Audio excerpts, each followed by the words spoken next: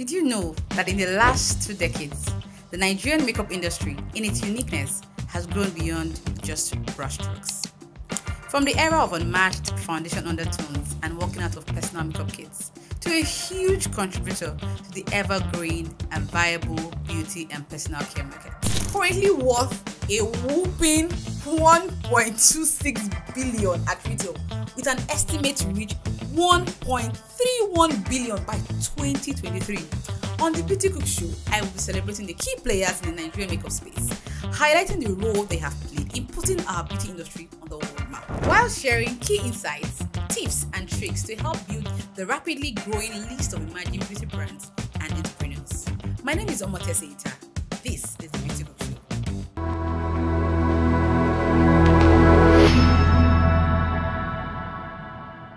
Hi everyone, welcome back to my channel. It's been an amazing journey here with you all, and I thought to just give you a bit of me. Okay, there've been quite a number of issues that I've talked about, shared with quite a number of colleagues, and those who are also out of the industry, and I thought to give you a bit of that. Now, one of the things that I keep hearing, I've been to a few forums, or I've had makeup artists or aspiring makeup artists walk up to me and they're like, oh, I just came to Lagos, or I just started out my career and I don't have money to rent a studio. That's the reason I want to work, or yes, I just want to work for a few years. Once I'm able to put money together, then I get a studio. Sister, wait. Okay, now here's the deal. If you know, just in case you didn't know, one time I had 3 running studios in Lagos. I had one in Lekki Phase 1, I had one in Yaba, then I had one as well in Ikoyi. And these 3 spaces ran simultaneously. In fact, at a point it was 4, because one of it was basically a store it was just a store selling makeup products. I started makeup very young. The money was coming in, little or no financial advice or financial literate. I was just doing stuff according to how my heart, led me. And yes, it was things were going on. I had artists. At a point I had like 10 makeup artists. Before I was 25, I think I had like 10 staff, and it was running. But that ran for years. At the beginning, it was easy for me. If I saw ₦1 million in our account, it looked like it was my money. I was spending it. And then the reality came up, because somehow, somewhere, I just knew that I wanted structure in my business. I knew I wanted to someday be able to wake up, or on the top of my head say, oh, we made X amount of money in the month and what have you.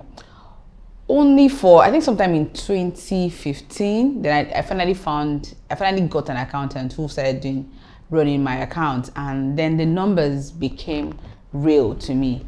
And I realized that I was making more money than my staff.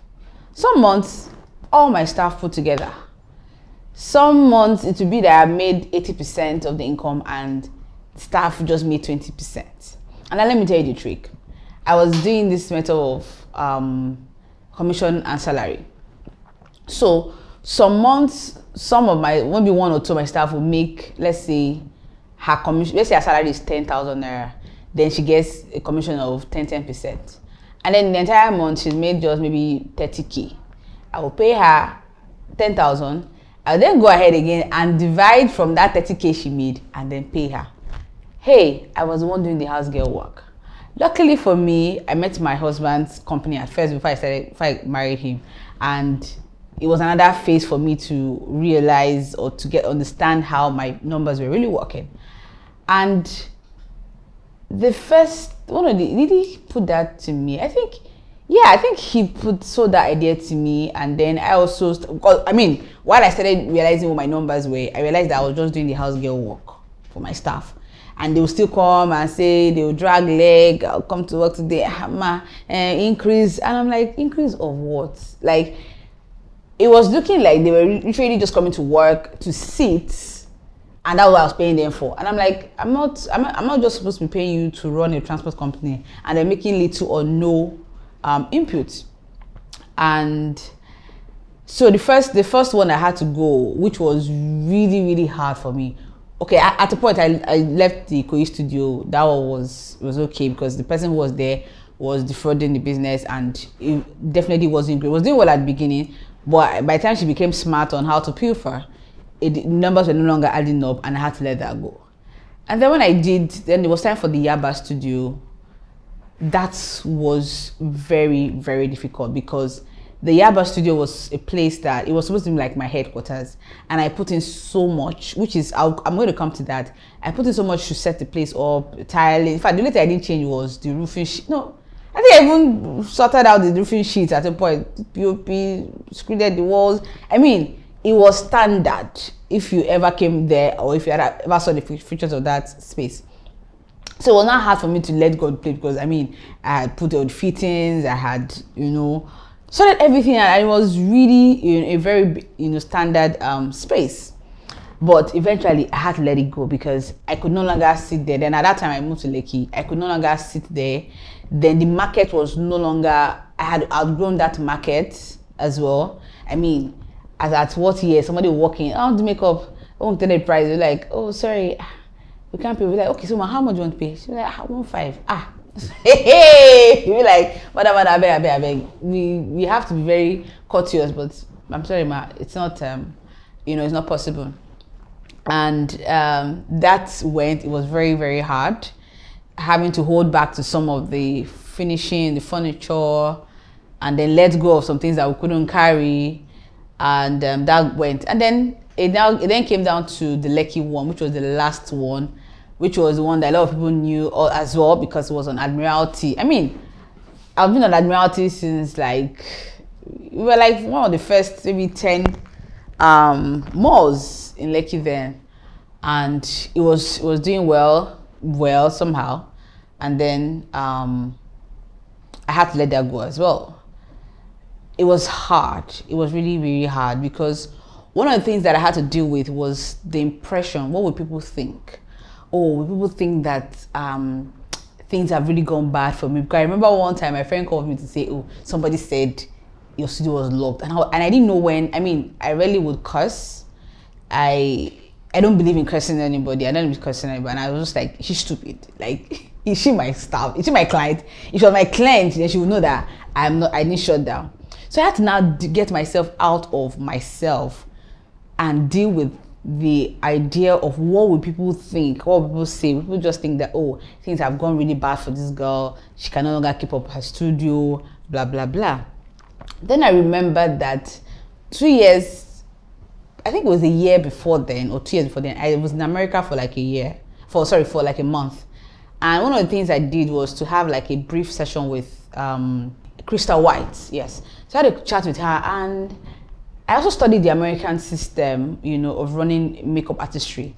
And I realized that there was something we were doing here. We were doing, once you decide you want to be a makeup artist, then you think of the business side in front and almost neglect your artistry.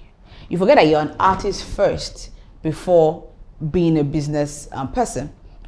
And we're all about business. Everyone wanted a nickname, wanted a company name, wanted a space in a physical brick and mortar store, and then the artistry would then come behind. And I realized that, especially because over here, for every store you take, maybe you spend, let me go very low. Say you went to shop for 400K. You're likely to spend another 1 million, 1.2, 2 million to set up the space. Now, you also go ahead, you buy cameras, you buy ring lights, you buy all sorts of gadgets, you buy makeup products. Yes, it looks like the money that comes in after then is free money, but have you really gone back to your bottom line? I mean, this is one of the benefits of getting married to an accountant, because all of this I began to I opened my eyes open to it, the reality of what if I was running a business, or I was literally running a hobby, or I was running a charity house, and when I dealt with that, I was also in the period I was planning for my wedding, and it was just like, okay, so once I was able to deal with that, what will people say? I decided to think about myself first, which is I decided to be very selfish. Did it matter the perception that I got? So it was not a case of my people's perception and my numbers. That's my account balance. So was I going to stay running a brick and mortar store, paying salaries, and maybe getting a profit of say 120K, or running a loan and putting in all the income, and I would make like 10 times of that as profit once I'm able to. So I started to focus on bringing down my cost to the barest, which was an amazing thing for me to do. And after I got married, I dealt with it, and I was able to, say goodbye to the store. And I came home. Of course, the influx was there. People would call, oh, we no longer run the store. And I was in phase 1. I was working, I was living in Lekki then, people would come. And it was such an amazing month that year.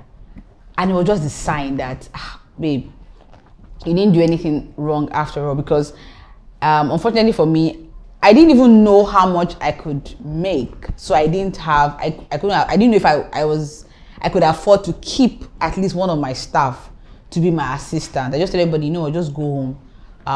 For now, like I don't know what next, but just go home. So maybe if I was able to put my numbers in, I could touch my numbers, I'll be able to say, oh, of course I can pay you X amount of money, but I was very unsure. So I was alone, I didn't have an assistant, I was working by myself, and I went through that, November, December on my own. And of course, January came, it was just like, by the time the month or the year was over, I knew I had made the right decision. And then, of course, COVID came in March, and while everyone was, running around, oh, how are you going to pay your staff? Are you paying your staff to keep them? I had 0 staff. The only staff I had was my house help that I was paying a salary to. It was a good time. It was a good sign. And so why I'm saying this today is that there's so much that goes into the things that are not really necessary. You open a store, a studio, get everything together, you employ staff, and the clients don't even come to the studio. How many clients really, really do come to the studio? So you look at the numbers. It's important that once you start your artistry, just like every other business, get someone to interpret your numbers for you. Once you are buying, of course, you start to calculate from the makeup school you go to, the amount you've paid for your makeup school, the transportation to get to the school, your products, the equipment you buy. The account with an accountant, they can talk to you about depreciating assets and however the terms they use for that. And then you can tell how much profit you make in a month.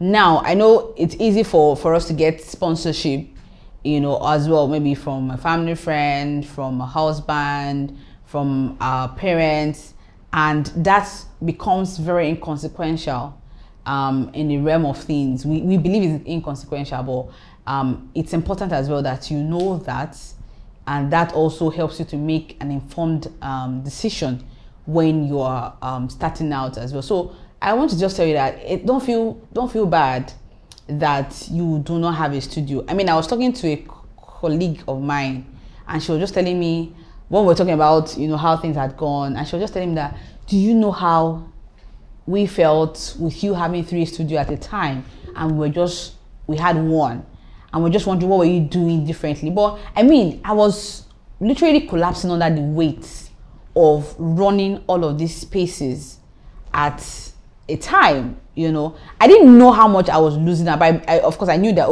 money was trickling in, but I did not know that I was losing out so much, by putting all of these spaces together. I took pride in just running. At the point I had like 5 spaces. I was paying in Lagos. Good thing was I was still living with my parents then, so maybe that would have been at an added cost as, you know, running my house, you know. Even though I was able to cut down on my lifestyle, I didn't have to because I was making all the money. But because I was stupid and I was unwise at that time, I was literally just using it to run a business that even your staff would just think that, oh, this woman is just putting all the money together, she's not paying us enough, we deserve more, when they were not, you know, even putting more in the business. So I just want to say that do not feel bad about you not having a studio yet. It may not be necessary. So clients in Nigeria here, clients hardly go to the studio. Hardly do you have a constant client that, you know, repeatedly goes into your studio. I know a few makeup artists have been able to break that norm and visit the studio often. When they look at their costs as well, they rather go to the studio, get the same service, and it's also cheaper for you as well in the long run. I mean, you can save on your fuel, it's safer, you don't have to drive in between locations, you have one space, and you just all together have a beautiful experience. And of course, you can control your lighting, you can control, you know, the outcome of the looks that you give to clients. So while we are still that way, there's really nothing wrong with you running your artistry for years without a space. When it's time for you to move, look at your numbers. If your numbers can support it, then by all means go ahead to do that. All right, that'll be all for today. My name is Omontese Ita. Do not forget to subscribe, like, and share this video with somebody. And do not forget to also follow me on my social media handle, the Beautycook Show and the Beautycook Studio. That'll be all today. Bye for now.